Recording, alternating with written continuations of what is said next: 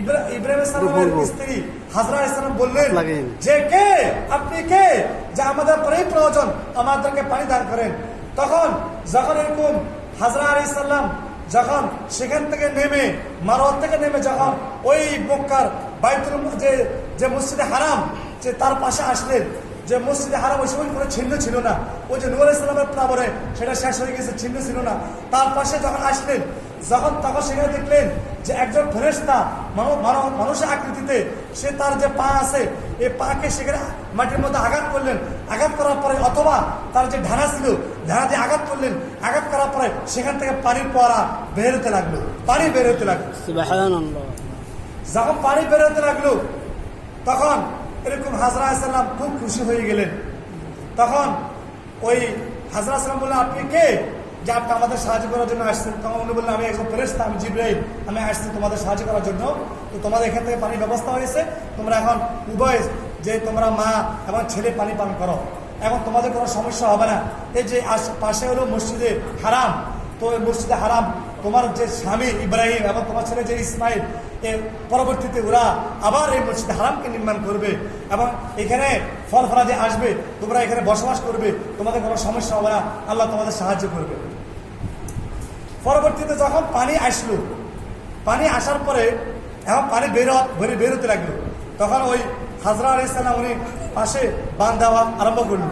তখন বাঁধ দেওয়া যখন আরম্ভ করলো, আল্লাহ কুদরতিতে সেখানে পানি জমে গেল। জমজম মানে হলো পানি আবদ্ধ হয়ে যাওয়া, জমে যাওয়া, জমজম মানে পানি জমে যাওয়া। তখন সেখানে আল্লাহ কুদরতিতে পানি জমে গেল। এখনো এই পানি যে উঠতেছে কোনো শেষ হতেছে না, লক্ষ লক্ষ কোটি কোটি হাজি পানি পান করতেছে। কিভাবে পানি উঠতেছে কোনো কল্পনাও করা যায়, কোনো কল্পনা করা যায় না। আর পানি এত পানি, এটা বরকতময় পানি, এই পানি নিবারণ করলে এক তো তৃষ্ণা নিবারণ হয়, আর এক তো যে খাদ্য যে খিদাও নিবারণ হয়। পানি পিপাসা নিবারণ হয়, আবার খিদাও নিবারণ হয়। এই পানির মধ্যে এত বরকত আল্লাহ তাআলা রেখেছেন, জমজম পানি। তো এখন আসেন পরবর্তীতে যখন এখানে পানি আসলো, তখন চতুর্দিক থেকে সেখানে যে বিভিন্ন পশু পাখি এই পানির পাশে আসতে লাগলো। যেহেতু আরবের মধ্যে কোনো পানি নেই, মরুভূমি না মরুভূমি, এখন যখন সেখানে পানি, তখন চতুর্পাশ থেকে যে বিভিন্ন পশু পাখি সেখানে উঠতেছে, পানি খাইতেছে, উঠতেছে। তখন একটা কাফেলা ইয়ামান থেকে তারা ব্যবসার জন্য আসছে। ইয়ামান থেকে যখন তারা আসতেছে, যে কবিরে বনু যে হুজাইম একটা গোত্র, তারা যখন আসতেছে, তো তারা দেখতেছে যে এখানে যে পাখি উঠতেছে, তখন তারা মনে করতেছে এখানে অত পানি আছে। তখন তারা যখন সেখানে আসলেন, আসার পর দেখলেন যেখানে পানি, আবার একটা মেয়ে একটা সন্তান এখানে আছে। তো তারা তাকে ওই হাজরা ইসলামকে জিজ্ঞাসা করলো যে এখানে কোথেকে পানি আসলো। তখন ঘটনা বলার পরে বললো যে আপনি আমাদেরকে একটু পানি দিতে পারবেন? হ্যাঁ, বললো আমি পানি দিব, তোমার শর্ত আছে। শর্ত হলো তোমরা এখানে বসবাস করতে হবে, যেহেতু এখানে কোনো কি নেই, মানুষ নাই, কেউ নেই, তোমরা এখানে বসবাস করতে হবে। তখন বললো ঠিক আছে, আমরা তোমার শর্ত পূরণ করলাম, আমরা এখানে বসবাস করবো। তখন যে কবিলে বনু হুজাইম যে গোত্র, তো তারা সেখানে তারা সেখানে বসবাস করলো। যখন বসবাস করতেছে, তো আল্লাহ তাআলা যে সেখানে আল্লাহ তার কুদরত জাহির করছে, বিভিন্ন জায়গার থেকে বিভিন্ন ফল ফলাদি সেখানে আসতে লাগলো। আল্লাহ তা কিয়ামত পর্যন্ত ইব্রাহিম সাহেব দোয়াকে কবুল করছেন, কিয়ামত পর্যন্ত সারা বিশ্ব থেকে বিভিন্ন ফল ফলাদি, সমস্ত শস্য সবকিছু সেখানে বুঝতেছে। তো এখন আসেন, তখন ইসমাঈল সাল্লাম যখন বড় হলেন, বড় হওয়ার পরে তখন আল্লাহ তাআলা যে তাফসীর কিতাবে লেখে যে ওনার বয়স, এক রাওয়ায়াতের মধ্যে আছে ওনার বয়স যখন 7 বছর হয়েছে, আর এক রাওয়ায়াতের মধ্যে আছে যখন ওনার বয়স 13 বছর হয়েছে। আব্দুল্লাহ ইবনে আব্বাস থেকে একটা বর্ণনা আছে যখন উনি সাবালক হয়েছেন, বালেগ হয়েছে, তখন আল্লাহ তাআলা ইব্রাহিম সাহেবকে স্বপ্নে দেখাইছেন, তুমি যে তোমার প্রিয় বস্তু আল্লাহর রাস্তায় তুমি কোরবানি করো। এই কোরবানির ইতিহাস, ইব্রাহিমের কোরবানির ইতিহাস, তুমি আল্লাহর রাস্তায় কোরবানি করো। তো এটা হলো জিলহজ মাসে 8 তারিখ উনি স্বপ্নটা দেখলেন। এটাকে ইয়াউমুত তারবিয়া বলা হয়। তারবিয়া মানে সন্দেহ। তখন উনি সন্দেহ করলো কি, আমি কি কোরবানি করবো, যে আমি আমার প্রিয় বস্তু কোরবানি করবো, কি করবো? তোরে 100টা ওট কোরবানি করলেন। পরের দিন আবার 9 তারিখে স্বপ্ন দেখলেন, কি দেখতো, কোরবানি তো করলাম 100টা ওট। আবার 9 তারিখে স্বপ্ন দেখলেন, আবারও দেখলেন এই অবস্থা যে কোরবানি করো, তোমার প্রিয় বস্তু কোরবানি করো। আবার 100টা ওট কোরবানি করলেন। এবার আবার স্বপ্ন দেখলেন 10 তারিখে, তোমার প্রিয় বস্তু কোরবানি করো। উনি চিন্তা করলেন কি রে, যে প্রথম দিন 8 তারিখও দেখলাম আবার 100টা উট কোরবানি করলাম, দ্বিতীয় দিন 9 তারিখে আবার দেখলাম আবার আমি 100টা উট কোরবানি করলাম। এখন কি প্রিয় বস্তু কি? তো উনি যেহেতু উনার ছেলে ইসমাইলকে খুব মহব্বত করে, যেহেতু ইসমাইল বার্ধক্য বয়সে বুড়া বয়সে হয়েছে, তো বুড়া বয়সে যদি ছেলে হয় এটা মানে আবেগ একটু মায়া মামা তারা বেশি হয় না, কি বলেন? আর ওনার বয়স হয়েছে 86 বছর, এই 86 বছর বয়সে ছেলে হয়েছে ইসমাইল, তা এখন তো আরো বেশি। একত ছেলের জন্য একত কোনো ছেলে সন্তান হয় না, গেলাম মায়া মহাব্বত, আরো বুড়া বয়সে ছেলে হয়েছে আরো বেশি মহাব্বত, এই জন্য এখন ইসমাইলের জন্য খুব মহাব্বত। এখন ইসমাইল হলো ওনার প্রিয় বস্তু। তখন ওরা জেহানে আসলো, তো যেহেতু আমার প্রিয় বস্তু হলো আমার ছেলে ইসমাইল, তখন উনি ইসমাইলকে কোরবানি করার জন্য ওনার হাতে রশি নিলেন এবং এরকম ছুরি নিলেন। তখন ইসমাইলকে নিয়ে বের হলেন। তখন ওই সময় যেহেতু ইসমাইলের বয়স 13 বছর বা 19 সাবারের বয়সে উপনীত হলেন, তো ওনার একটা অভ্যাস ছিল, উনি প্রত্যেকদিন পাহাড়ে গিয়ে কাঠ কাটতো, কাঠ নিয়ে সেগুলো রান্না বান্না করার জন্য নিয়ে আসতো। তো এই হিসাবে উনার ছেলে ইসমাইলকে নিয়ে ছুরি আর রশি নিয়ে রওনা হলেন। এখন শয়তান তো তার মধ্যে আগুন ধরে গিয়েছে। এখন শয়তান তার স্ত্রী হাজরাকে বলল যে তোমার স্বামী ইব্রাহিম তার ছেলেকে নিয়ে কোথায় যেতেছে জানো? তো কোথায় যেতেছে? ছেলে ইসমাইলকে কোরবানি দেওয়ার জন্য যাইতেছে। তখন হাজরা বলল যে পিতা কি ছেলেকে কোরবানি করতে পারে? হ্যাঁ এখানে করবে। কেন? আল্লাহ তাআলা আদেশ করছে। যদি আল্লাহ তাআলা আদেশ করে থাকেন তাহলে আমার কোনো আপত্তি নেই। তখন বাস এখন তো শয়তান আরো পেরেশান, কিভাবে ধোকা দিবে। তখন ইসমাইলের কাছে আসছে। ইসমাইলের কাছে এসে বলল যে তোমাকে তোমার পিতা কোথায় নিয়ে যাইতেছে জানো? কোথায় নিয়ে যাইতেছে? তোমাকে কোরবানি দেওয়ার জন্য যাইতেছে। তখন ইসমাইল বললেন যে পিতা কি ছেলেকে কোরবানি দিতে পারে? হ্যাঁ কোরবানি দিবে। কেন? আল্লাহ তাআলা আদেশ করছেন কোরবানি দেওয়ার জন্য। তখন ইসমাইলও বললেন আল্লাহ যদি আদেশ করে থাকে আমার কোনো আপত্তি নেই। এখন সাথে এখানেও ফেল। তখন এই ইব্রাহিম আলাইহিস সালাম তার ছেলে ইসমাইলকে নিয়ে রওনা হলেন।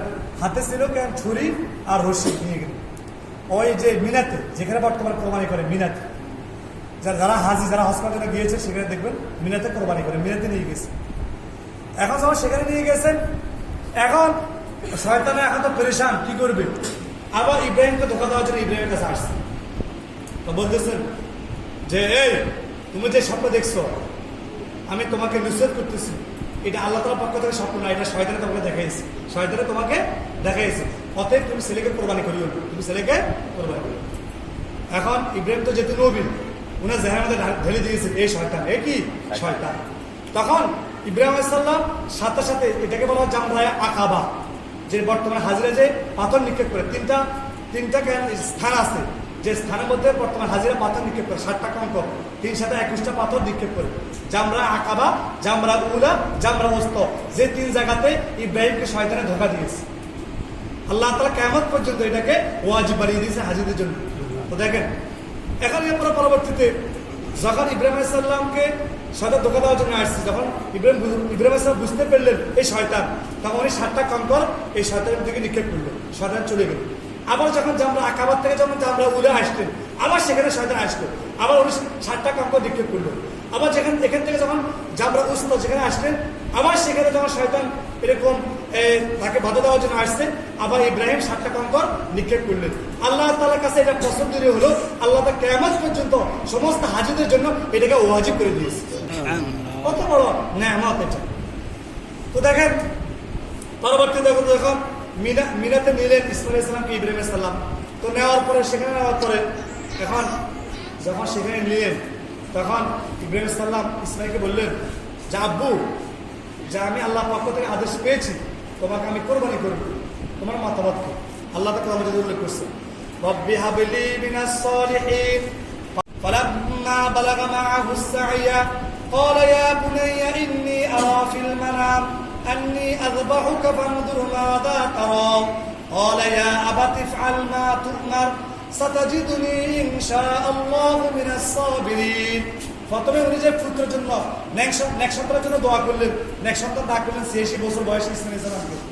পরবর্তীতে যখন সন্তান হলো, যখন সন্তান ফালাম্মা বালাগা মাআহু সাইয়া, যখন ইসমাইল আলাইহিস সালাম যে হাঁটতে পারে, চলাফেরা করতে পারে, এরকম বয়সে উপনীত হলেন, অর্থাৎ তাফসীর কিতাব আছে 13 বছর অথবা উনি সাবালক হয়েছেন, যখন উপনীত হলেন তখন ইব্রাহিম সাল্লাল্লাহু আলাইহি ওয়াসাল্লাম স্বপ্নে দেখলেন ইন্নী আরা ফিল মানাম, যে আমি স্বপ্নে দেখলাম আন্নী আযবাহুকা, আমি তোমাকে কোরবানি দিচ্ছি।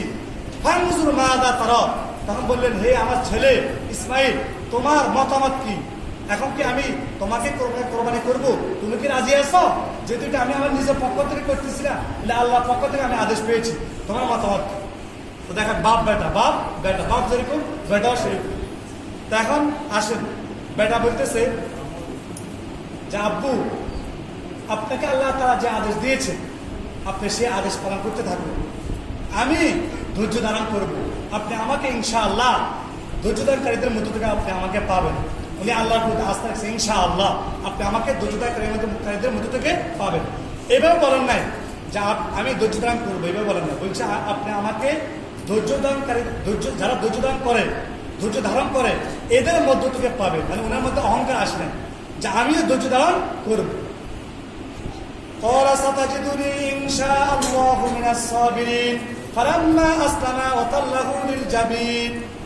এখন যখন বাপ বেটা ইব্রাহিম এবং ছেলে ইসমাইল যখন আত্মসমর্পণ করলো, যে অর্থাৎ কোরবানি দেওয়ার জন্য যখন উভয় রাজি হয়ে গেল, ওয়াতাল্লাহু লিল জাবিন, এবং ইব্রাহিম আলাইহিস সালাম তার ছেলে ইসমাইলকে যখন শোয়ালেন, শোয়ানোর পরে তখন ইসমাইল সাল্লাম পিতাকে নসিহত করলেন যে আব্বু, আপনি যে আমাকে কোরবানি করবেন, তো যেহেতু বাপ বেটার একটা সম্পর্ক আছে, একটা মহব্বত আছে, আপনি আমাকে কোরবানি করতে পারবেন না, আপনি আপনার চোখের মধ্যে একটা কাপড় বাঁধেন, আপনি আমার হাত পাকে বেঁধে ফেলবেন।